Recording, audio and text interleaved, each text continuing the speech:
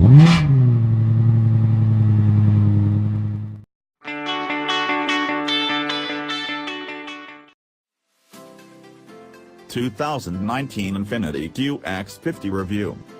Everyone loves a good comeback story, and the 2019 Infiniti QX50 is exactly that. The previous model was a 9-year-old frowzy mess when it was finally discontinued, but Infiniti went back to the drawing board and returned with the vastly improved 2019 QX50. Outside or in, it's a looker, but aesthetics are only one chapter in this story. It's also loaded with some of Infiniti's latest tech, whether it's the engine or its clever semi-autonomous driver assist. In a segment where nearly every vehicle has been freshened up over the past year, Infiniti needed to come out swinging, and it did. Expressive design, especially inside. The last QX50 was slow in all the wrong spots, like someone left the larger QX60 out in the sun for too long. The new one makes up for that misstep with a much better face, borrowing its best elements from also new siblings like the Q60 Coupe. It's a more expressive design that'll likely age well, and it's no longer the ugly duckling in a segment filled with handsome cars like the Mercedes GLC and Audi Q5. And then there's the interior. My tester packs the top-of-the-line cabin trim, and it's a marvel. Blue suede and white wood are welcome additions, splitting the brown and white leather along the window line. The diamond quilting on the seats is aces, too. Not only is it pretty, it feels as well bolted together as any of its German competitors. Luxury comes at a price, though, and in this case, it's a staggering one. This specific interior is hidden away behind a large paywall that requires you to shell out for 3 packages that add nearly every option available.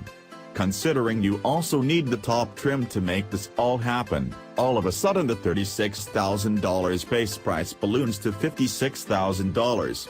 Yikes. Engine witchcraft.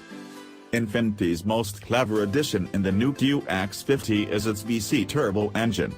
VC stands for variable compression. The engine has linkages on the crankshaft that allow it to change compression ratios between 8:1 and 14:1, prioritizing efficiency or power as the situation demands. The automaker claims it provides V6-like power with the efficiency of a 4-banger, and my experience backs that up.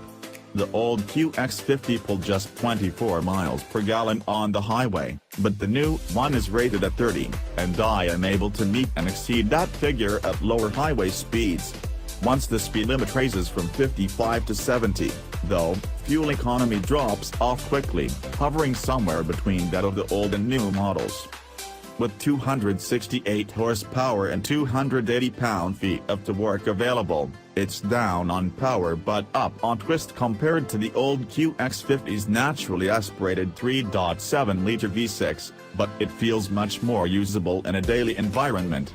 Just make sure you're not in too much of a hurry. It takes about 1.5 seconds to fully change the compression ratio, so any foot-to-the-floor action will be met with a long pause, even with sport mode engaged.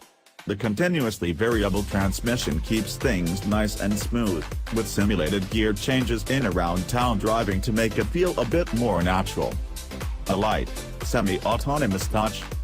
Spending $2,000 will give you access to ProPilot Assist, Nissan's new semi-autonomous driver aid. It's basically an enhanced